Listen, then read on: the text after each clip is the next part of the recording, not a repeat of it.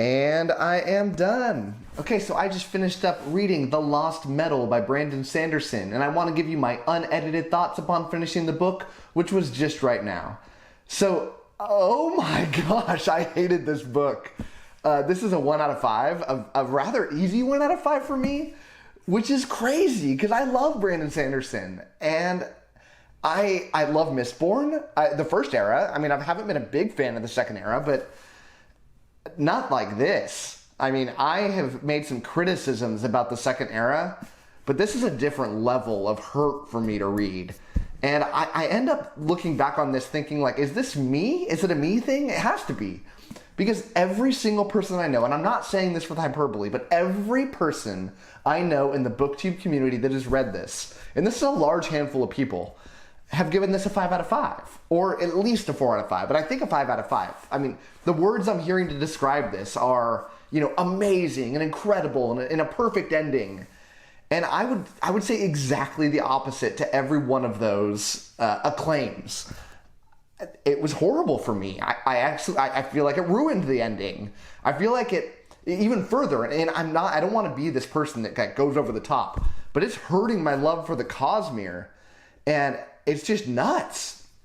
I don't get it. I mean, as I was reading through this book, and I was talking to people on my Discord about it, and if you want to chat with it, if you want to flame me on this and talk about it in more detail, talk spoilers, join the Discord. There's a link down below. I'd love to talk to you about it and figure out where I went wrong on this. But everybody that I was talking to was digging this book. And so I started going on Goodreads and seeing, like, not the details of the reviews, but just, like, the tagline, and everyone loved it. And I even looked down on, like, the 1 and 2 star reviews, which clearly where I was going to end up being after even just reading a little bit of this. And it dropped further. I mean, at one point I thought I was like a 3, and then a 2, and then clearly a 1 by the end. And I think I'm the only person that's going to end up writing a review for this that gave it a 1 or 2 stars. I mean, people have given it a 1 or 2 stars, but nobody's written a review for it. And so I'm just left on this island, and I hate it because I would classify myself as a big Sanderson fan. I mean, I'm doing the series right now of my top 100 favorite fantasy books of all time. And 9 of the 100 are Sanderson books. 4 out of the top 20, 1 out of the top 10 are Sanderson books. So I'm not some Sanderson hater. I'm anything but. And I would love to give this a high score, not only because I love Brandon Sanderson, but this is not going to be great for me to do this. 1, I feel like I'm going to get a lot of hate thrown my way, which, whatever. But 2, I really enjoy being able to get advanced copies of things. It helps my channel out to get advanced copies. And throwing out a 1 review out of this is probably not just going to hurt me on ever getting a Sanderson book. I can kiss that goodbye. But Tor, which is like the biggest fantasy book company, they're not going to give me an early review of a book after this. So I would love to be able to say I love this book. I'd love to be able to say that it was okay. But I have to be honest. When I made this channel, I promised that I would always give you my honest take. And that's what it is. Now, I don't want to sit here and claim that the people that like this book are dumb. They're anything but. I do understand why people liked this book. And I think a lot of the reasons that they liked it are the reasons that I disliked it. And I'll go into more detail later. But it's not one of those moments where I'm sitting like, why did people like it? I get it. It's just not for me. It didn't work on any of the things that I'm looking for, very specifically. So I will say, on the positive note, I have not read a physical book in a while. I picked this one up because I read a lot of old books, and I read them on Kindle, and I get them for deals. I get them from the library, and that's how I read and listen to my books. But I thought the font here was very nice. I thought the spacing, I thought 1.5 spacing was a bold choice, and I loved it.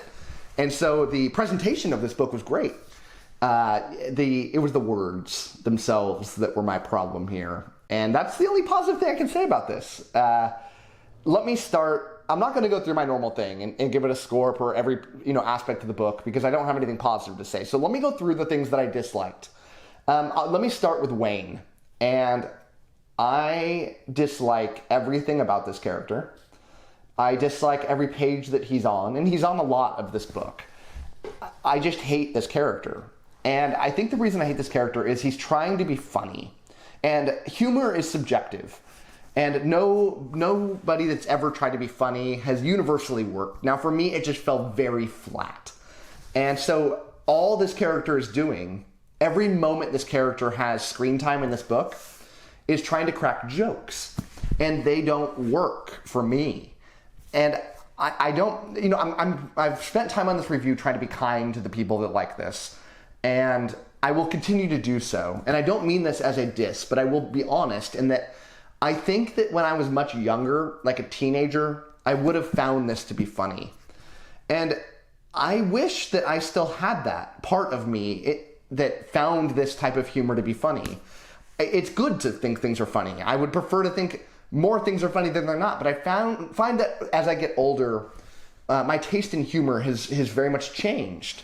And not necessarily for the better. I think I'm a little more picky with what kind of humor I like. And, I've been having this problem with Sanderson for a while, where I find that, especially recently, I don't find him to be a funny writer. And he's trying so hard, I think, to write kind of Pratchett kind of style of humor. And he's not Pratchett. And I'm not going to sit here and claim that nobody can write a Pratchett style book. I've read some books recently that try to implement that humor, Orconomics, for example, and I thought it was a huge success. So it's not impossible to do that, but I just don't think Brandon has that. He writes these characters that are quirky and weird and do things silly, and that's the humor that comes out of it, and it doesn't work for me. And I find it strange because for some reason I'm forgetting the name of the character, but there's the main character, or one of the main characters in Warbreaker, the guy who kind of has kind of a Wayne kind of personality type, just totally relaxed and doesn't take his job seriously. Mention it in the comments so I remember who it is. But that character I thought was very funny. So Sanderson has it in him somewhere, but lately he's just not hitting it for me. So everything Wayne I hated. Now, the plot. I very much dislike the plot, and I'll go into that more later, but I thought the ending here was so weak and so not the Sanderson that I know. It's almost like it was written by a different author. Now, it's not, because the way that he writes his words were very Sanderson-esque. And that's my biggest problem with Sanderson, is I don't think he can write great prose. I don't think he writes amazing characters. What I think he does amazing at, like top of the top tier, is his world building, his magic systems, his, everything involved with the structure of a plot. That great beginning, middle, and end that really takes the reader along with amazing twists. I think his twists are almost unrivaled for how good they are. There was no twist here. And if there were twists, they were minor. And nothing blowing your mind. Like the kind of twists that you were seeing in Elantris, or Warbreaker, or the first Mistborn era, or routinely thrown out into Stormlight. It just didn't exist here. And it's not like it tried and whiffed. It wasn't attempted. And that's rough. Because without the major twists that made those Mistborn books so good, the first era, I don't think they would have been amazing books. I thought they would have been pretty average books. But those twists really elevated that book into top tier. I love the first era of Mistborn. I had 2 of those 3 books rather high up in my top 100 books of all time. And so I'm frustrated and almost a little angry. I hate to use that term, but that was the decision that Sanderson went with this. And it ended up turning into just a thriller, a very bland thriller. And, behind me, and I did a book tour recently, you'll see a lot of Tom Clancy books. I had a period of my life where I was really into Tom Clancy. And it was like, this was a Tom Clancy book with magic, but not nearly as good writing or good plot as a Tom Clancy book. It was just like a weak Tom Clancy book. Like one of the more recent Tom Clancy books. If you're familiar with Clancy, you know what I'm talking about. But those books took a big decline over time. And yeah, it's just, that's what I end up having here. And that sucked. I thought that the main villain being supplanted in this book based on the previous book, and you know that if you're reading this, that the main character, that the main villain here just changes. And that's not a cohesive storytelling. And I thought the book was so much worse for it. You know, it brought this new villain in at the end of the very end of the second book. And it just felt shoehorned in. And it didn't give time for that character, and the relationship with one of the other main characters in this book, because I want to keep things relatively spoiler-free here, was very much diminished, and it just felt like thrown in. And it was much worse for that. You know, the beginning of this book had a huge amount of info dumping. And I hate info dumping. It's just, there's such better ways to tell a story that sprinkles things in. And it's so weird to me that Sanderson would do this, because that's not what he normally does. As I look back on this series, the world building, it shocks me that an author who can write Stormlight in this vivid, incredible world would write something so bland. And even the first era, the world building I thought was very good. But this just felt like a almost more modern day knockoff world that didn't have much going for it. Didn't investigate different locations. Everything took place in this one place. It just felt like a normal city. It's so forgettable. And it just sucks. So those are problems I had with the book. But if it was just those, I think I would have given this book like a 2.5. What brought this book way down was the cosmere tie-ins. They are very prevalent. The word cosmere, I wish I had an ebook of this so I could search for the word cosmere. Many dozens of times the word cosmere is thrown in, investiture is thrown in. Like every page is like cosmere this, investiture that. And that's tough, because what I love about the cosmere is the subtle sprinkling in and this background that it has to it, where you don't have to know what the cosmere is to love all of the Sanderson books that are in the cosmere. He writes some that aren't, but you get a little extra bonus, some secret material that you feel like you're in on that a lot of other people aren't when you're reading those books. I love that about Stormlight. Now, Stormlight's kind of gone a little bit down this track too, but not nearly to the degree of this. In fact, I don't know if the word cosmere has been said in the main Sanderson books. Maybe it has. But it is just so thrown in your face here. And it's making me kind of like distasteful of the cosmere itself. It's just getting thrown in my face so much. And it's trying way too hard to be this bigger than life thing that I so wish was this kind of background noise. And that's rough. You know, all of these cosmere characters and people from other worlds being implemented in this book, you know, you get some major, I think, like Deus Ex Machina, I think that's how you say it, where you get these otherworldly powers getting thrown in, people getting saved by things that you didn't think were possible. And it just leaves a very bitter taste in my mouth. You know, I got to figure out a way to say this without spoiling something. So I'm going to be way vaguer than I might have to be. But if you've read Mistborn, The Secret History, there's an enormous reveal done in that. In fact, the whole little book is about this thing. And if you've read it, you know exactly what I'm talking about. Involving a character, and I'll leave it at that. And this character gets implemented in the third book. This is the fourth. It implemented at the end of the third. And I hate that this character got implemented. I felt like it hurt a lot of the first era. It just kind of, it was like trying to be too cute. And I hate when that sort of thing happens to a character, and I'm going to leave it real vague like that, but I've always hated it. I love it when an author can take the boldness to stick with their decision. And when they go back like this, it makes me kind of sad, because I loved the thing that happened, and then Secret History came out and changed that. Now, this character is very implemented into this book, and it just sucks. You know, and it's not that they were just implemented. It's like Brandon didn't know how far he wanted to go with it, because the ending of the third is kind of left on a pretty major cliffhanger involving this character, and then it just gets dropped. You know, nothing happens. It's not explained.